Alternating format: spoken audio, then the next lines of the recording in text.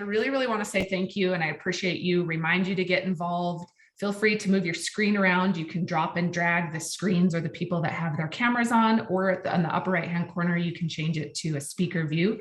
These are recorded and transcribed and shared on our Hemp hallway and with our membership. So I really encourage you guys to get involved there. And then I'm really excited to, within this next year, announce some big projects that GHA is working on that will align with a lot of what you guys are doing, hopefully on the support side and the foundation side for our inputs and throughputs and some data and research. And so without further ado, I'll hand it over to you, sir. Dave, thank you very much for joining us. Thanks for having me, Mandy. I appreciate it. It's great to be here. You want to start intro or kind of where you're at, where you're coming from? I'd love to hear. Yeah. My name's Dave Cook. I work with my partner and my wife, Heidi Custer. We are owners of Tuscarora Mills, which is a weaving operation that we started a couple of years ago. We specialize in natural fiber fabrics produced from hemp, flax, and cotton yarns. We rely on a domestic and European supply chain of farmers, processors, dyers, finishers, weavers, and then most importantly, designers and brands and the buying public. They really are the key to this whole operation, at least from my end. I think for most of the people on this call here, as developing hemp as a consumer product and creating awareness in our local or our national economy and local economies is really key to growth. So it's our job is really interesting from the standpoint that we are focused on natural fibers, fabrics that are woven here in the United States. We really have just started to get into knits, but our background's primarily in the woven area. My wife and I, we started making clothes about 35 years ago, I guess it was. Believe it or not, it was tie-dye t-shirts that we started out with when we were in college. And we started designing clothes and making blanks that we could dye after we sort of burned up, the resources of beefy tees and cheap cotton dresses we could buy at Hills department stores. And that started us down the path that leads to today in our textile experience.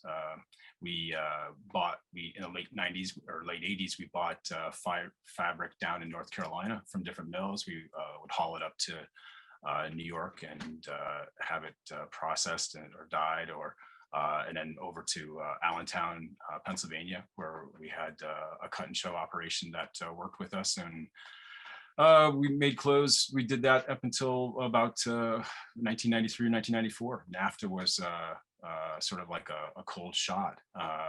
We really were pretty clueless at the time. We didn't really understand what had happened to our industry. But quickly we saw our prices starting to go up, and we shortly thereafter noticed that the two mills that we were buying fabric from were going out of business. And suddenly we started to realize that things were changing really quickly. The people that were stitching for us wanted 2 or 3 times more money than they did a few years before. We were having to buy fabric that was costing us a lot more money, and everyone was saying, the business is going overseas, primarily because of labor cost. The cost of materials is pretty much the same around the world, but labor is definitely different.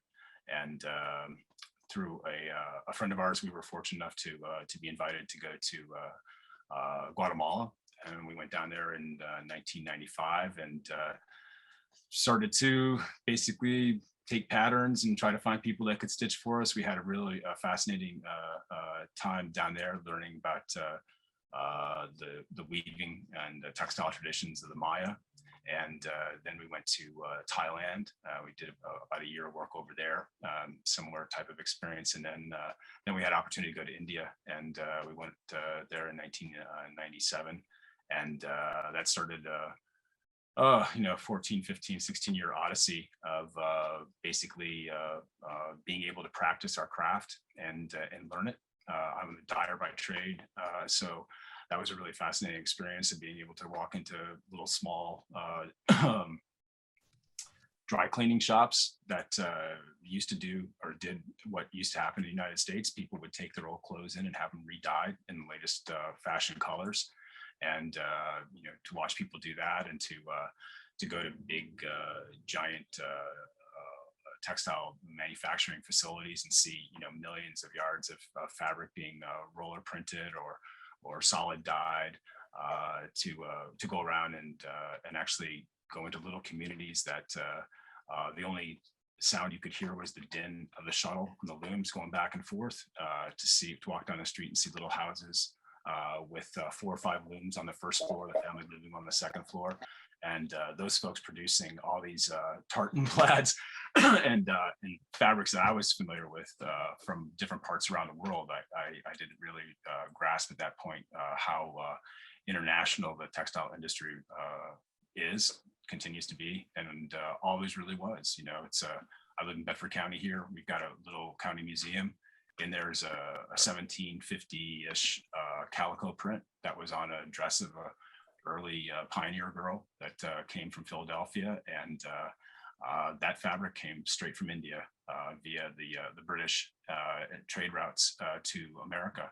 So it's the business has always been an international business, but we're focused here right now domestically, trying to basically renew the American textile supply chain, which is a great importance for us all.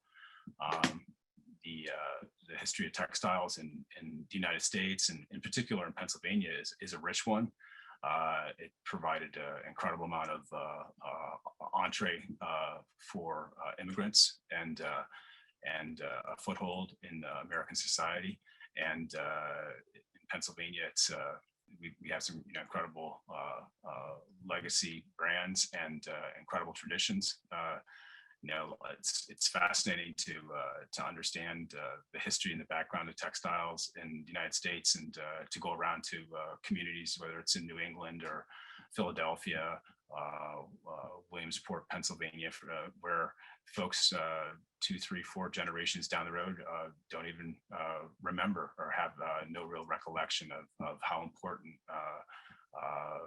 fiber and yarn and fabrics and cut and sew work was for generations of people. And so it's our odyssey of traveling and making things and working a variety of different levels for different companies. One in particular in India, which has granted us opportunity to really see the business from a fiber all the way to a finished goods orientation. It was really a great education. And when our kids got to be about the point where they started to go into high school, they, in not so many words, told us that the days of traveling were done, and they wanted to be at home. We were tired too, so we took like 4 or 5 years off and concentrated on our family.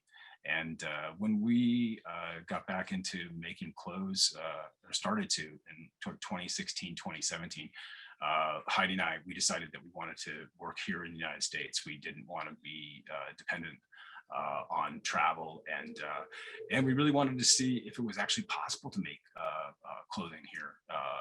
We were uncertain that there were the resources, and that started a couple of years where we just traveled around. New York, California, Pennsylvania, New Jersey, North Carolina, just asking people, going in, trying to find small shops, found people that could sew, find people that could spin, folks that could weave, dyers. And we were really surprised to find that in the state of Pennsylvania, we have all the pieces for that were actually functioning. All these different small businesses at one time were large businesses, at one time had very lucrative existences that were now down to some, one particular customer, one particular niche product, one thing that was sort of, keeping the place going, or a whole bunch of little things that were sort of, cobbled together. And then we found, we found some other folks that had figured out that instead of trying to serve the cheaper, lower end of the market, they were going for the high end of the market. And they were making these blouses that were $500 and paying $30 an hour union wages, and working out of a loft on 38th Street in Midtown Manhattan, and they were getting by. They were doing okay. So we started to sort of try to cobble together the pieces, the links on the chain, so that we could actually start to cut and sew some products for ourselves. And right about then is when the Farm Bill passed in 2018. And Heidi and I, we live on a farm. We always joke that, if we could ever plant hemp, we'd plant it right in the field in front of US 220, our highway there, and put a big sign out that said hippies win, and our kids thought that was a lot of fun. And then the Farm Bill passed, and we started going to Penn State University extension programs. They started to basically have these once a month events around the state, where they brought people in and had them talk to the folks that were gathered. And light bulb went off in our heads, and we were like, hey, why don't we grow hemp and turn it into fabric, and then we can make clothes out of it. That's like such a great idea. And little did we know what we were really getting ourselves involved in, from the standpoint that we had a good sense of what it took to make fabric. We just didn't grasp the magnitude of what it was going to take, or is going to take, to actually produce textiles from bast fibers or hemp. For instance, here in the United States, utilizing the infrastructure and supply chain and the skill set that's still available. So it's about the same time, we also had a really interesting thing that happened to us. I'm a dyer, so I've always been very aware of the waste of my craft, and the propensity for it to foul water and streams. And as a historian, I've always been aware of how toxic dyeing in particular was for rivers and waterways, and our oceans and lakes. And I have to say, I really denied that. I really didn't talk very much about it. I tried to be as responsible as I could for myself, but as far as being part of a larger group of people, contributing a significant amount of pollution to the environment, I really didn't come to terms with that. And about 2018, Heidi and I, we sort of had this real epiphany that the industry that we were in was not only a polluting one for waterways, but it was incredibly dependent upon carbon and oil, particularly as a base material for making polyester fiber. 85% of the fiber that's produced in the world every year is polyester or synthetic man-made fibers. And those synthetic fibers are dirt cheap. They're easy as hell to work with. They're reliable, incredible amount of uniformity. And they just completely eclipsed natural fibers over the last 2, 3, 4 generations in our country by design. And by just some good cunning business sense.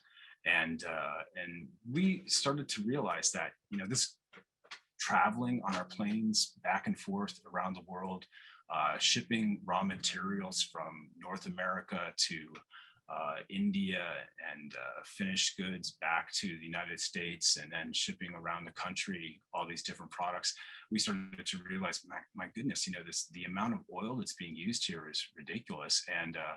And then we really started to grasp the magnitude of our culpability as an industry, and ourselves as partners in that. And we decided that we didn't want to do that anymore. We decided that we wanted to produce goods locally or regionally, by Americans, for Americans, in America. We decided that we didn't want to contribute anymore to using oil or synthetics, man-made fibers We wanted to concentrate on a biopositive alternative to plastics in textiles, and we really like the idea of local and regional economies versus this sort of delusional globalism that is exploitative of human capital and natural resources for the benefit of a few. And so we decided to start a company and try to actually put some of these values into actual motion, and that was resulted as Tuscarora Mills. The name Tuscarora Mills comes from experience that happened to us when we first went out in 2019 to prepare a 2-acre field we have. It hadn't been planted in anything. It had just laid fallow for about 5 or 6 years. So it was, chock full of a lot of good things. And we went out there with our brush hog in the beginning of March, and we went at it. It started cutting everything down. And I took a break, and I just noticed that there was this one plant that was everywhere.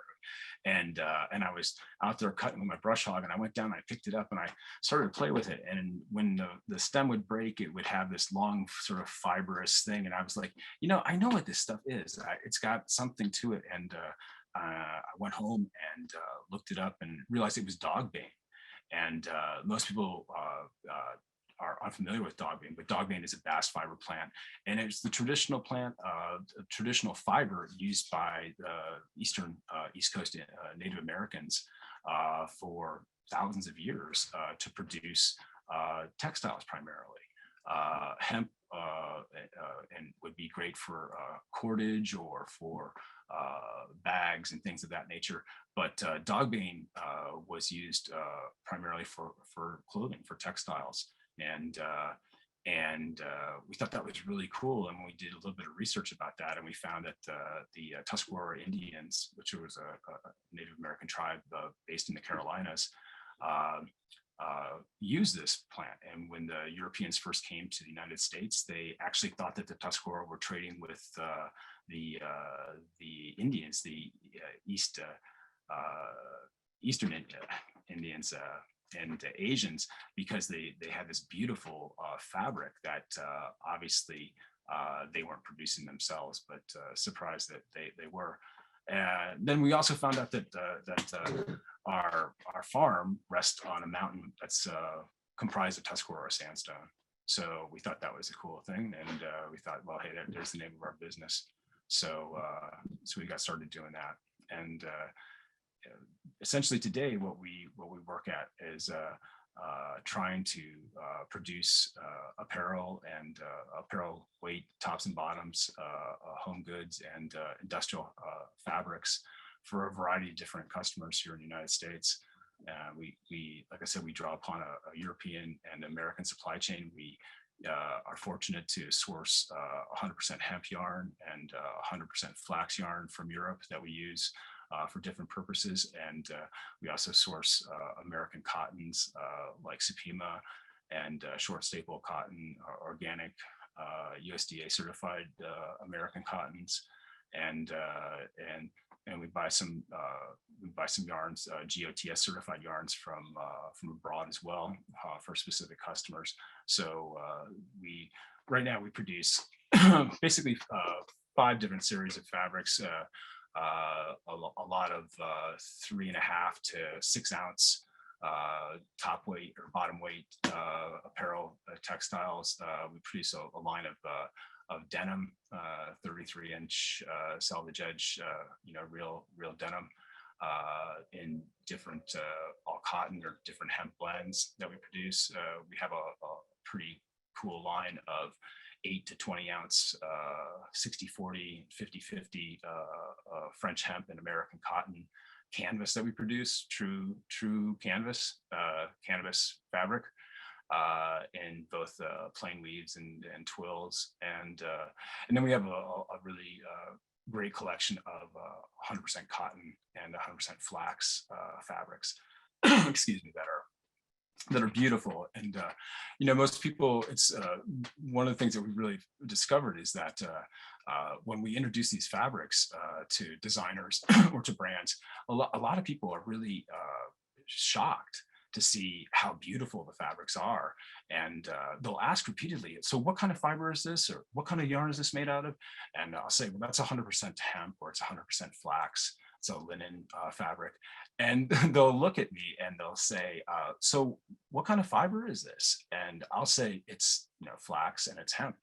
And what I've come to realize is that most people, their idea of hemp fabric is sort of a burlap bag. It's the Nepalese backpack type of looking thing, and it's that's not. There's actually beautiful fabrics that can be made from a beautiful yarn. It's just really a question of what's the performance that you're looking for, what kind of hand are you looking for, what kind of price point are you looking for, and really again, what is the fabric supposed to do? Because the fiber and the yarn that it produces really will yield a specific type of character of fabric. And if you can match up the use with the character of the fabric, then you usually have something to build upon. A lot of folks sometimes get confused about different types of fibers and different types of performances, and obviously price is a really important thing for folks too. So it's designing fabric, manufacturing fabric, and utilizing it's a real science in some ways, but it's really a great art as well. Joke's on me. I was on mute. Real quick, I want to give a shout out. Ross, I'm going to put you on the spot because I want to give a shout out to everything you do for the industry and your bank does to the industry. Do you mind introducing yourself real quick? And I want to say thanks again for your support to Global Hemp Association and the industry. So happily. Thank you, Mandi. And thank you for what you and everybody at GHA does for the industry. I always learn a lot on these calls, today included, and the networking opportunities are always great. I'm fortunate enough to be connected to a lot of the folks who are on the call now, and every time I join one, I connect with new people. So I really appreciate everything that you all do. And just for the folks that don't know Westtown Bank and Trust, we're headquartered in Raleigh, North Carolina. We are essentially a online bank. We do have one branch in the Chicago area because that's where we started almost 100 years ago, but just never evolved into a brick and mortar model. And in a lot of ways, that's turned out to be fortunate, carbon footprint included. But that said, we can and do work with hemp related businesses literally all over the country. We now have a little over 200 hemp related businesses in our portfolio, and adding more every week. And if we can help any of you on the call today, we'd be delighted. So thank you. Oh, well, thanks. Again, thank you very much for everything you do and for what you bring to the industry. I see Daryl has a question, and real quick, Dave, I was going to say, I'd like to jump in and kind of probe for questions if any of you on the call have questions around the specifications for the different types of fiber going into the textile. And I always laugh because when I say, textile market, it's so big and so broad as to what type of fiber. And so if anybody has specific questions about where you are in the process and those types of things as well. And then Daryl, real quick, go ahead, and then we'll hand it back over to Dave. I just have a question for the gentleman with Tuscarora Mills. With his experience, has he ever worked with Chile? Because we have a team down there, a contingent, that's very well versed in textiles. And up until the mid 1980s, they were very well versed in hemp, and they're coming back to speed very fast. And I wonder if we can bring that hemp and that textile infrastructure down there to bring some capacity to us, because Chile is not that far away from the US and they have tons of capacity. To answer your question, no, I don't really have any experience or any real context to talk about the textile industry in Chile. The idea of them coming up here to the United States and helping out with the infrastructure here might sound nice, the truth of the matter is there's an extensive textile infrastructure here in the United States that remains today. The apparel industry, the one that I'm in, and the weaving and the knitting that goes into that is about 1/100th of the textile industry here in the United States. The vast majority of textile work is in the non-woven area, but with traditional looms and knitting, there's an extensive industry still here in the United States that's primarily predicated on home goods. And the reason for that is that those items are readily produced here in the United States. Furniture, interior design, hospitality, all those things are those industries still here, and it's economical for companies to produce those things for an existing market here. The apparel industry is gone. It's slowly returning here due to the disruption of the pandemic and a lot of the things that I talked about earlier, as far as the effects on the climate and the environment that textiles have. But there is an industry here. It's just that when it comes to apparel, it doesn't make a lot of sense for big brands to weave or knit fabric here and then ship it to Bangladesh or Singapore to have it cut and sewn. So the growth of, I guess be blunt about it. It's a lot of companies in the United States want to talk about, a lot of brands want to talk about sustainability, and they want to talk about supporting American labor and manufacturing and so forth. But a lot of them are basically unwilling to put their money where their mouth is and step up and take some risk and invest in the supply chain. Invest in a holistic way, a holistic approach of producing textiles here in the United States. And when I mean holistic, that's the genetics, the farming, the processing, the weaving and so forth, the knitting and the cut and sew, all those things that are required to make clothing. They're basically not really supported tremendously here in the United States, other than sort of the proprietary ways or in small niche ways. I don't know if anybody has any comments. There's a lot of people in here on this call that are heavily invested in this industry. And so I don't know if there are anything. Guy, if you have anything you want to add or any comments you'd like to make. Steve, I just saw your camera came on. Do you have any comments? I just did, Mandi. Yeah, go ahead. No, I was going to ask Dave. And Dave, by the way, you have beautiful fabrics. Great work. Thank you. Really can't say enough. Thanks for moving everybody forward. I was curious about the type of looms you're using. Sure.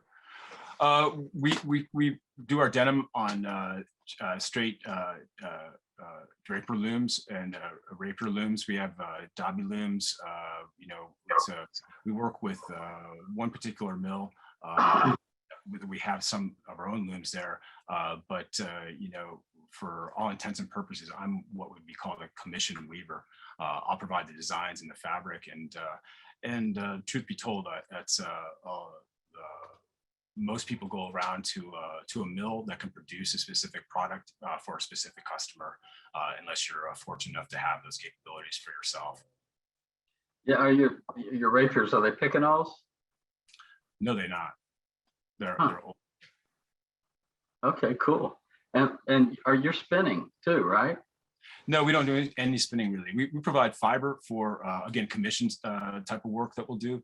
We'll provide European, we purchased before European hemp, and we've contracted with American spinners to do work for us here. It's a bit of a challenge though. A couple years ago, it was a little bit easier to have people come in and help us out. Or be willing to work with us. But now I think they're just, most spinning operations are so tired of hearing people like myself call them up and say, hey, I've got some fiber, can you spin it for me?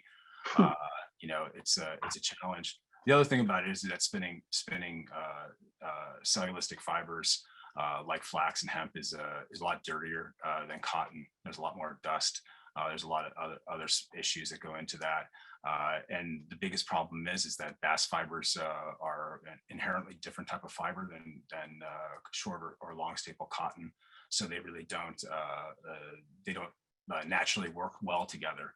And there's some challenges that go into being able to produce yarn that have different types of fibers and getting them to work together.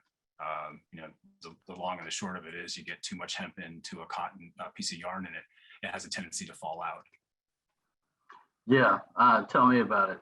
I just finished up several hundred pounds of woven fabric and the same in some 30 singles, 3 in fleece, 70 cotton, 30 hemp.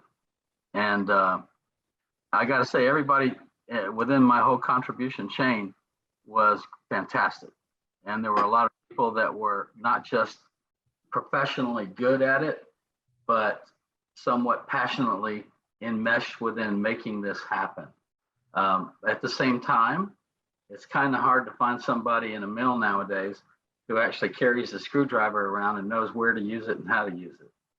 They're so used to doing the same thing all day, every day, over and over, with no interruption and no change, that an interruption, a new idea is pretty radical, given that they're making money doing what they've always known how to do right now. So, that's probably the biggest challenge to the supply chain is that, to get people who are able to survive and are making money, working their butts off to change and to take on something new that has a lot of risk and uncertainty. There's not a lot of skill set or experience to draw upon. And then, at the end of the day, there's not a thriving market for these things at this time. So those types of yarn. So it's a real challenge from that perspective to try to, steer the ship of industry here with hemp fiber. Cotton is definitely king here, and people are struggling to make that work for them at a lot of different levels. Appreciate everything you're doing. Thanks, guys. Thanks very much too for adding to the conversation. I really appreciate you being on. Stephen, I'll grab Stephen and then Scott. Go ahead, Stephen. Hello, everyone. Like Dave, I'm a lifelong textile person. Next week, I'll have completed my 40th year in this business: yarn, fiber, spinning, fabric making, etc. And I was wondering, Dave, your thoughts about when you talk about U.S. made, local made. My recycled cotton factory is in Mexico, but we are very active in bringing yarn into the United States for manufacturing. And we've tended to look at the trading bloc between Central America and the U.S. as the domestic area. Even technically, of course, it's not, and there are border considerations. But would you consider, when you talk about the health of the apparel business, it's not so healthy here, of course. But if we include yarn made here, fabrics made here, and then the fabrication done south, it really does give us some opportunities to reshore here. So what's your feeling on that? Is that objectionable or? No, it's a great question. It's something I was thinking about a couple of days ago. Like I said, the textile industry is an international industry. There's no doubt about it. For all the drawbacks of NAFTA between Canada, the United States, and Mexico, there's also a lot of benefits to it. I guess you sort of have to look at pick your poison type of question. Having had the opportunity to work abroad and to see the different setups that people have and how I guess the Chinese have really, sort of taken over. They've had a lot of help. American and global industry, textile industries, certainly gone there for a variety of different good economic reasons. But I think some of the cracks in that business model have been really revealed by the pandemic. Yeah. I'd rather I'd rather see people working here in the United States, but if I had another choice, Mexico is fine too. Right. Well, the reason I ask is, we're trying to. I want to ask you a second question that backs into this. We feel like the limitation to adapting hemp widely is that there's not an effective way to degum it here at the moment, and that getting rid of the lignin will allow us to replace more cotton, which would be a great thing, and use a higher percentage of hemp. So a lot of energy going on around that space, but we still can't get domestic hemp at the moment. We're still working with imported raw fiber, trying to process it here, degum it and experiment with it. Do you think that degummed hemp will give you like a real expansion, or you're okay with the natural the way it is? Well, degumming hemp basically is part of the cottonizing process, right? So you're taking a long fiber and you're chopping it into little, 33 or 50 millimeter pieces. If you can get it down to a 10 or 15 micron size, similar to cotton, then it gives you a lot of opportunity as far as making yarn. But just cutting it doesn't get rid of the lignin. We need to open the fiber with, they would do it in China in a very ugly way with disulfite and all sorts of weird things. You can do it with steam. There's a microwave technology that's very promising.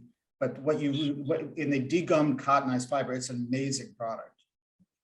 It is, but how you get to that point, it seemed to be really challenged. From my work with Chinese yarn, it seems that it's relatively brittle. And I think that probably has something to do with how they're going about the degumming and the cottonization process and opening the fiber. I would assume that it's a combination of the degumming, the caustic or some type of cleansing program, and then the beading or the opening. Whether it seems to me like they're using friction to help break those fibers down into smaller pieces. So if traditionally the way hemp was degummed was retting in the field or water retting, and from all the things I've read and the few examples of water retting stuff that I've seen, it's beautiful. It's really beautiful fiber, but certainly being able to process it, open it, and get it down to that cottonized size without destroying the fiber, without weakening the fiber through your whitening process is really sort of the key, it seems like to me. Yeah, we think that's the key to mass adoption. Well, it definitely would help being able to utilize the cotton spinning infrastructure here in the United States or in Mexico. But the flip side of that whole argument is the long bass fiber and wet spinning. Cottonization is great. It's an industry that's already there. You can basically commodify hemp and put it into cotton. Hopefully, by maintaining its integrity, you can maintain some of the characteristics, the qualities that make hemp such a great fiber instead of just turning it into a fill. But long bass fiber spinning, wet spinning, which is traditionally the way hemp was done, yields a completely different fiber. It's a completely different yarn. It's a completely different product, and it yields really different fabric. So it's everybody talks about textile grade fiber. The question really is like, what kind of textile are you making fiber for? And I think that we're just starting to come to terms with that here in the United States. And you guys make a great product. So it's you're well down the road in one direction. We don't have. We've drank the Kool-Aid. We're believers, so. as we all are, definitely. Well, thank you. Thanks for your input also. I really appreciate it, Stephen. Scott, go ahead, sir. Cool, thank you. This has been such a great learning experience. I really appreciate it, Dave and Guy and Steve. All you guys are really educating me a lot. And my hope is to help patch together a network of centers of excellence. So my question kind of relates to where you were going, Dave, with your comment that there's ample industrial assets that still remain, infrastructure still remains. So at what point do you think we can feasibly retool or just upgrade the existing infrastructure, including factories with excess capacity? And there's a lot of workforce that could be trained fairly easily with some of the knowledge that's already in these centers. Do you think we have enough of that infrastructure, that underlying infrastructure, to actually launch a domestic hemp textile initiative that would meet the demands that seem to be waiting on the other side with purchase orders? Domestic hemp textile initiative. I would say domestic textile initiative, and Okay. hemp is part of that. Okay. The truth is that you have to have demand. There's got to be people Right. that want to buy the fabric as it comes off the loom or as it leaves the dye house, and have the ability to translate that into a product that the public's going to buy. What I've discovered is that a lot of our customers, people buying fabric, are buying sustainable things that are produced in the United States here that are natural fibers, because their end customers, their retail customers, support that. They want that. And so I think that that creates a whole sort of different paradigm about where value is, where the price points can be, why people are purchasing these fabrics and these clothes or items that are made from them. And it creates just a different sort of price structure that we really are the apparel industry really is just sort of starting to come to terms with. I mean, for so long. Sorry. So do you think that premium is what I'm assuming there's a premium paid for that domestic produced hemp infused fiber, right? I mean, it's not cheap. It's something that's niche for a reason, right? Well, right now there is no adequate supply of domestic textile grade hemp fiber in the United States, and nor is there really infrastructure to spin it. Those are being created and reimagined by a lot of people on this phone call or on it. So it's really interesting from that perspective to see that without quality fiber that you can take it down to the spinner and produce into yarn that you can take to a knitter or a weaver, you're not really going too far. So people and hemp itself it has incredible potential in a variety of different applications in the textile world, but it's not a panacea for everything.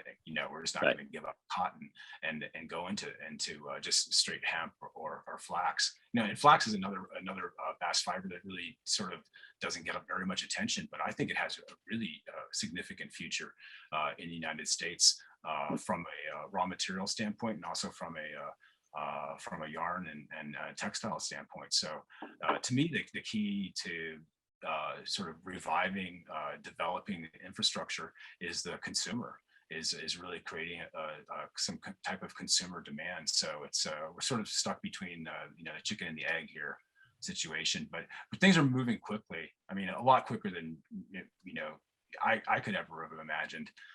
So the hurdle that you're proposing then is a hurdle of just public awareness and developing some affinity for domestic grown whatever. Right. I mean, it's about buy American again. Is that kind of where we're going? This is something that's going to be pushed, not pulled from the consumer. It's definitely the pull is important, but at the same time, developing an infrastructure to produce that fabric or produce that fiber. I mean, just starting with the most basic thing like the genetics. I mean, we're just at the beginning here in the United States of reestablishing a genetic resource base of that we can actually draw upon to produce, for instance, different types of textile grade fiber. And so there's a lot of work that's going on there, importing things. I've grown Ukrainian, Polish, French, and Chinese seeds in my field. I haven't grown any American seeds in my field. When I tried to buy American seeds, people wanted to charge me $10 a pound for them, right?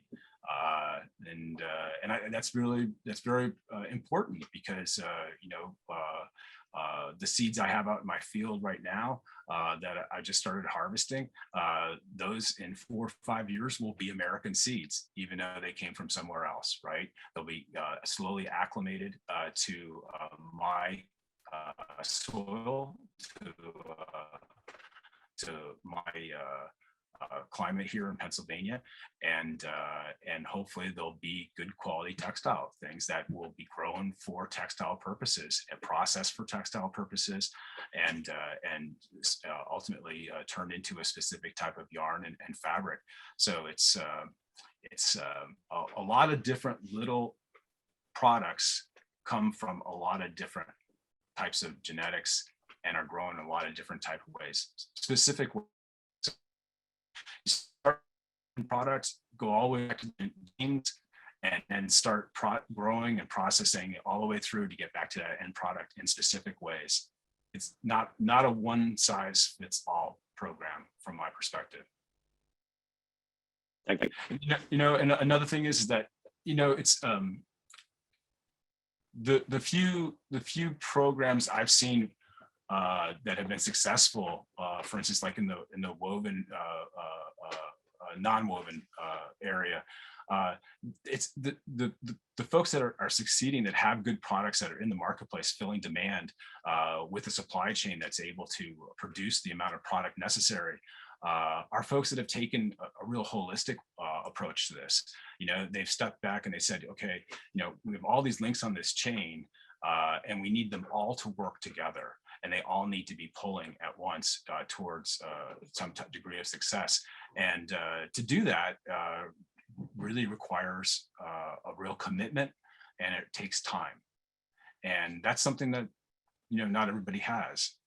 Everybody's got an idea. They ask people for help. Folks give them good advice, and then they pretty much go and do what they want to do. And then, 2 years down the road, they're standing there like, well, what the hell happened? Well, you just concentrate on part.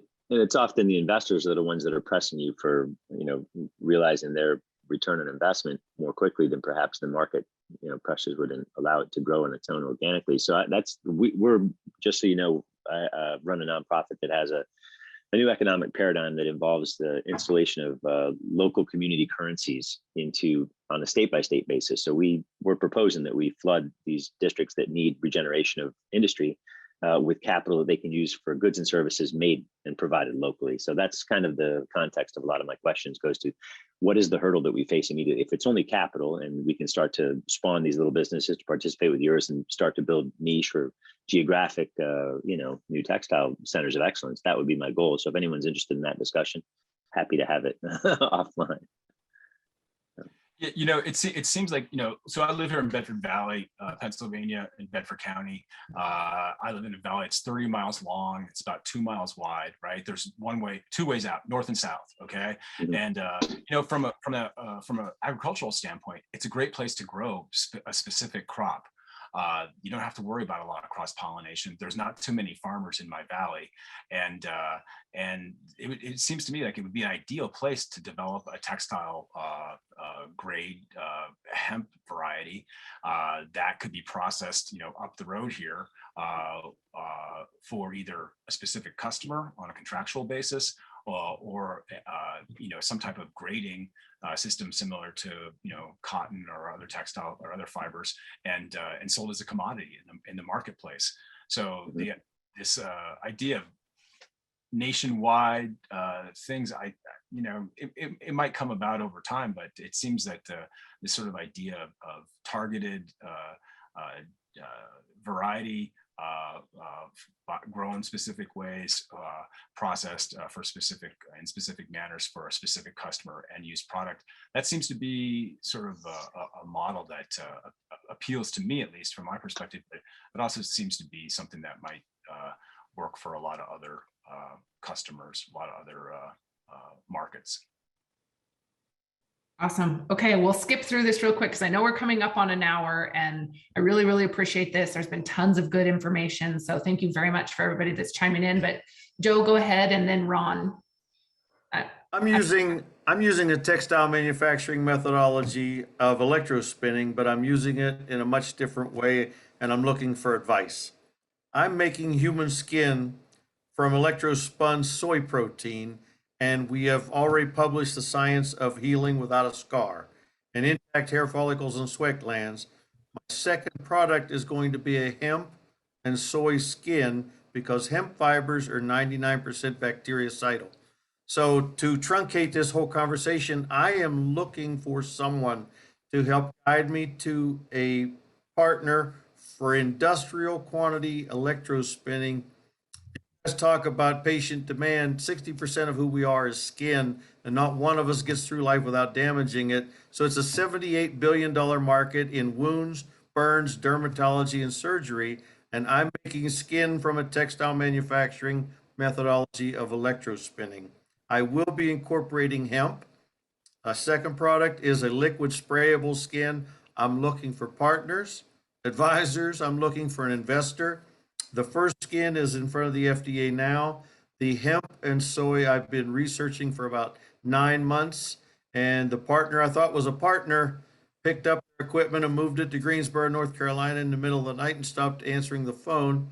And I'm going to try to prevent them from stealing my research. But I am totally involved in making skin for people from either soy, hemp, or soy and hemp. And we're almost out of time, but I would love to connect with anyone. I'm looking for someone to get in. You talk about price points. We're looking at about a 10,000% profit margin. So we qualify for all of the reimbursements, medical, and you'll never get that price out of Blue Jeans. And I appreciate what you're doing. You have more expertise than I do. I'm looking for someone to help me get into manufacturing with this totally different use of hemp. I hope I didn't take too much time, Mandi. No, you're great. I was just going to say this topic has come up a couple of times as he's been on a few calls, and we've talked about the different fiber that would be needed to use in the skin, right? As the skin attaches to that weave, and then that's what holds the skin on, that attaches to the skin. And so I actually wanted to connect you guys or find out kind of what this would look like, especially as you're in so much of the R&D and development, Dave. Joe would be a great contact, or potentially see where this can go. Joseph, my name is David Klein. I think this is a project that Johnson & Johnson is actually looking at. We should talk offline because they have a wound healing division that's about 8.6 billion. I know the number of people in there, and they've already started touching on this topic. So we should probably talk sometime this weekend or early next week. I just put my David at DM Klein email address there. And I think there's some people I could introduce you to. Fantastic. I know that, I got a broad patent around it. I have global IP protection. I have worked under the radar so that I couldn't be attacked by the Johnson & Johnsons and not have the money to defend myself. But it's an incredibly lucrative market to be able to spray skin onto a diabetic foot ulcer and it not crack and peel off. Veterans, nursing homes, not producing a scar is going to make us a natural for Mohs surgery and dermatology as well. So we can talk offline. I'd love to connect with you. Yeah, it's perfect for the DOD as well. Israel, virtually all of the countries are looking for wound healing in the field. So, and mine does not expire like other products or need refrigeration. I'm trying to find that door at the DOD to get a partnership with. Let's finish this offline, or definitely make the connection. Will you be sure to add your contact info? And then Dave, go ahead. And I saw Danny, did you want to chime in also? This is amazing, by the way. I'm in a different world. I came from the greasy fiber of cashmere. So I graded that. So actually, my world is very different, very different. There was a company, Forte Cashmere Company, United States, by the way, and they were manufacturing deherring cashmere here, although cashmere is produced in the inner Mongolia, outer Mongolia. So I've been looking at hemp for different types of applications. Gentleman, Guy Carpenter, he's amazing, by the way. Oh, great. Now it's going to go to his head. No, he's really good. And then also I go to these fairs called Performance Days. They're based in Munich, Germany, and they just had one in Portland. There's a lot of people there who are working exactly on hemp and the different applications for it. I'm very curious. So for me, if I come up with a blend or somehow an end application for it, by all means. I personally believe over time that hemp will replace plastics. I don't like when they put hemp and plastics together, meaning it takes away. You have a natural fiber, right? And then you want to replace, right? I mean, there are blends that people are doing for car manufacturing, parts, all that great stuff going on. But I think the chemistry has to be for a replacement as a solution. Thank you.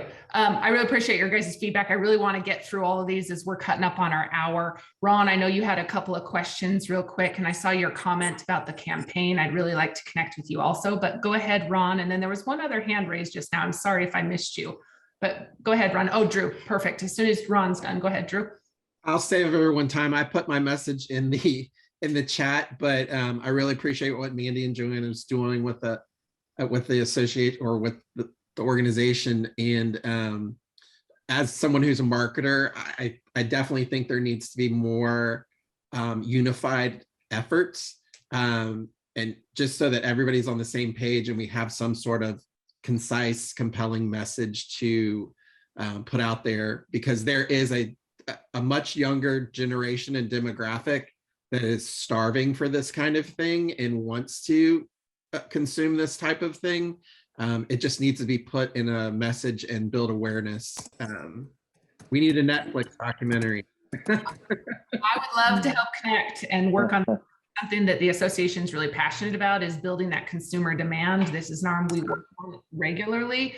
And so the more, and it's music to my ears hearing somebody that's not in the industry say we need this unified voice, because coming from the industry, that's what we've been preaching as well. So how we can bring that together, I invite you in on those conversations for sure, as often as possible. So thank you. Absolutely. Thanks for joining today too. Robert, go ahead real quick. This will be our last question, unless anyone has anything pressing. And then yeah, real quick. I've been volunteering with the World Cannabis Foundation here in California, and we did an amazing test field this year.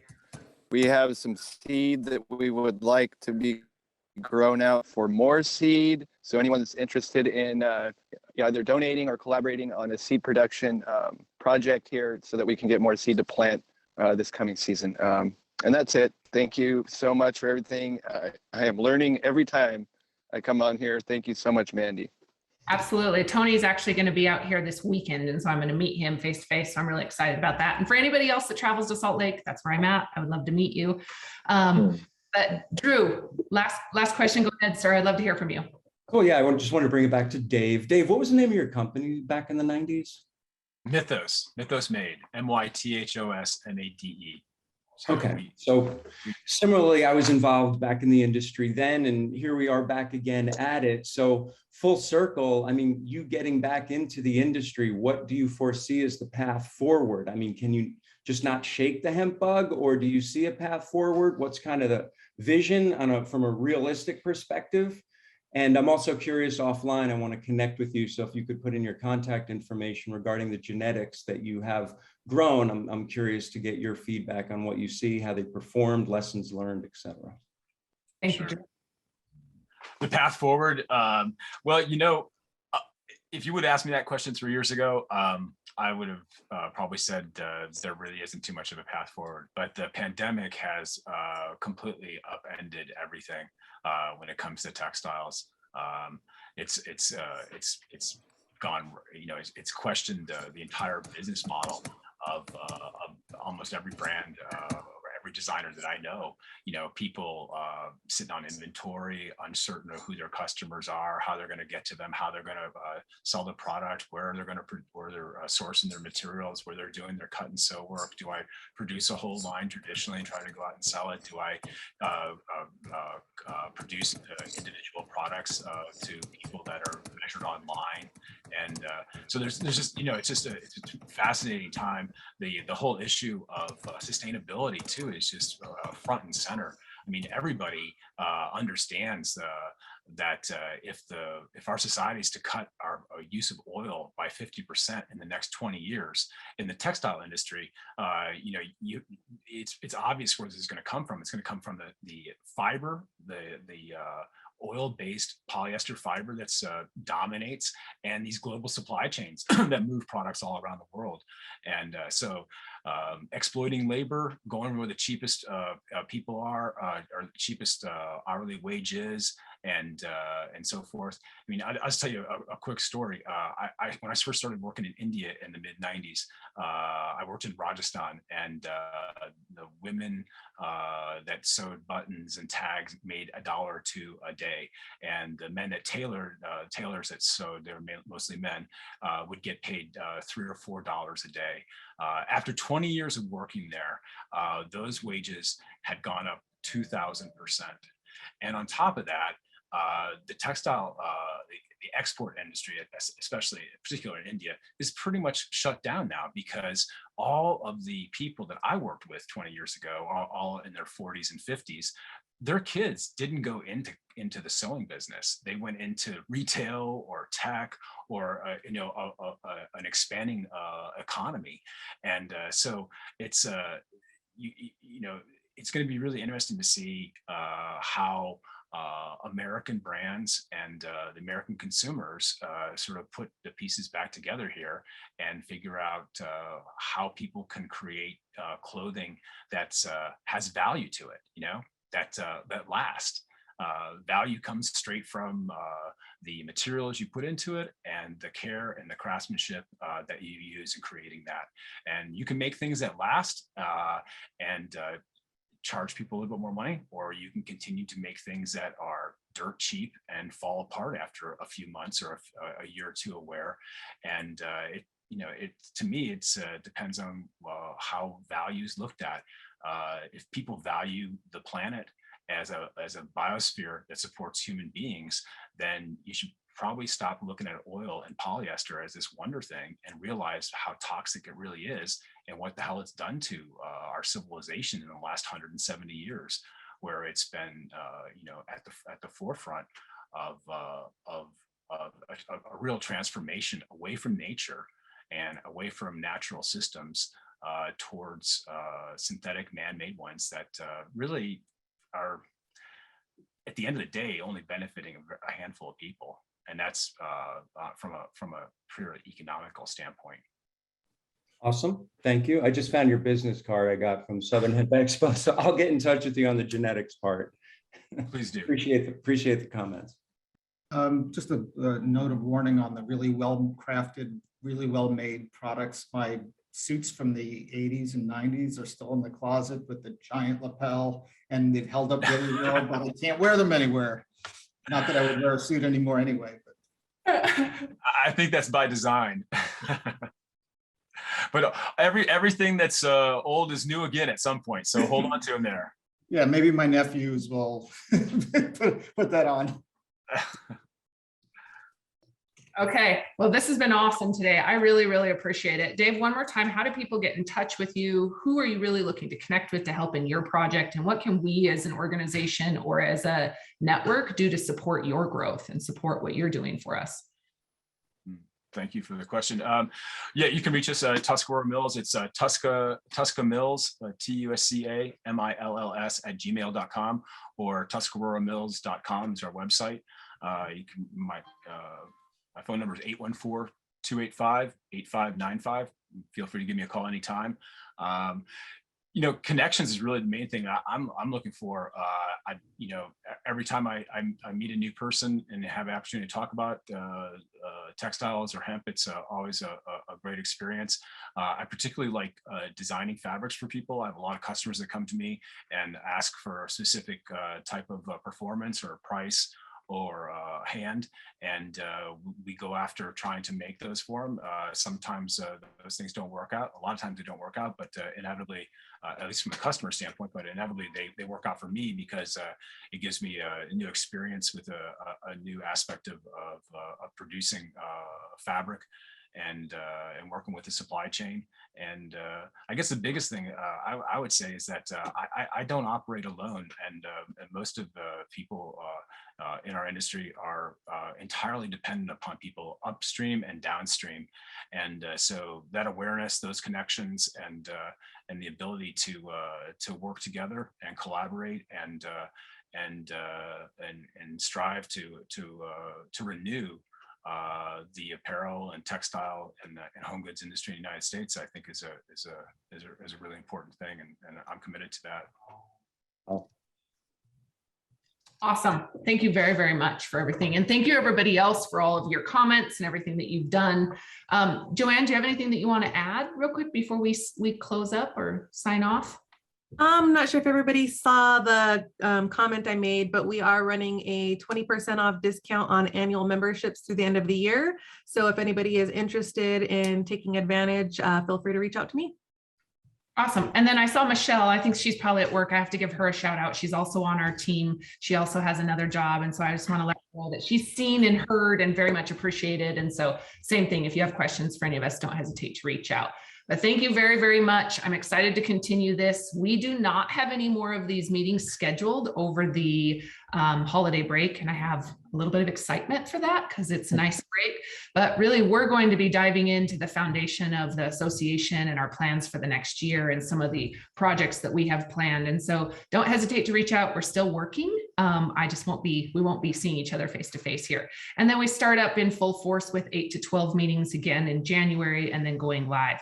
I want to put this shout out real quick also. I would love to interview any of you that we have not interviewed yet. So please reach out if you're interested in either a Q&A opportunity similar to this one or a one-on-one interview. I'm adding more to our schedule as content is being requested. And so please feel free to chime in for those of you that I have not. Other than that, Dave, I can't thank you enough. This has been fabulous. I want to close real quick, and this is unsolicited, so I'm a little bit nervous to ask you. But I'm curious about what feedback you've received this far from what GHA has been able to do or some of the connections that have been made. I know you mentioned some people have been reaching out from our posts, but I'm just kind of curious from you what that looks like for people that maybe are new to the association as to what some of the benefits have been. And I'm really nervous, y'all, because I haven't talked about this with him. So he may say that it sucks, but no, it's been a great experience. You know, you've pointed people in our direction, and every one of those interactions has been enlightening and really rewarding. I've got 2 different projects that I'm working on with people from GHA that are contacts, and then a lot of folks just from your chats that I've been able to listen to and glean people's contact information off of and reach out to them. So it's you're providing an incredibly important service by connecting folks, and you're doing a good job at it, Mandi. So well, thank you. Thank you. Okay, well, perfect. I'm glad to hear it. And like I said, I was nervous to ask because I didn't talk to you about it beforehand. So very much appreciated. Thank you guys very, very much. Happy New Year. Thank you. Everything you've done for GHA.